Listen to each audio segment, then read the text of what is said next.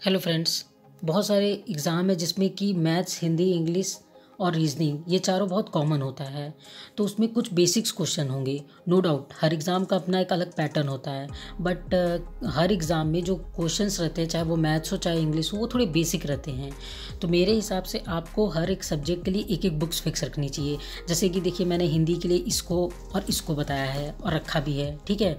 और फिर इसी तरीके से देखिए, आप इसे ये रीजनिंग की है, इसमें भले ही एसएससी की है लेकिन आपको बेसिक रीजनिंग के काफ़ी क्वेश्चंस मिल जाएंगे, जिससे ज़्यादा आपको ज़रूरत भी नहीं पड़ेगी। ठीक उसी तरीके से अगर आप देखेंगे तो मैंने इंग्लिश के लिए इसे चुना है क्योंकि थोड़ा ईजी लैंग्वेज में है, इसे आपको समझने में आसानी होगी। तो इस तरीके से ये एक इंग्लिश की बुक हो गई। फिर अब आप इसे देखिए, एक ये एसएससी मैथ्स की है, ये एक बुक है। तो इसमें भी काफ़ी क्वेश्चन हैं मैथ्स के। तो आप जिस तरीके का आपके एग्ज़ाम का लेवल हो, आप उस तरीके का सीख सकते हैं। अगर आपको बेसिक थोड़ा बहुत आता होगा तो आप उसे कवर कर सकते हैं, क्वेश्चंस को आप एटलीस्ट कर सकते हैं। तो मैं ऐसा इसलिए कह रही हूँ कि अगर आप बुक्स थोड़ी कम रखेंगे, फिक्स रखेंगे, तो प्रिपरेशन में आपको ही हेल्प होगी। अब आप एक एग्ज़ाम तो दे नहीं रहे होंगे, 2 से 3 एग्ज़ाम हर स्टूडेंट 2 से 3 एग्ज़ाम तो देता ही है।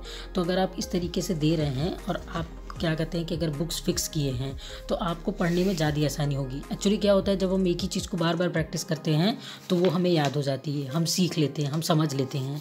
अगर कहीं हमें कोई टॉपिक नहीं भी समझ में आ रहा है, बार बार उसे करते हुए समझ में आ जाती है।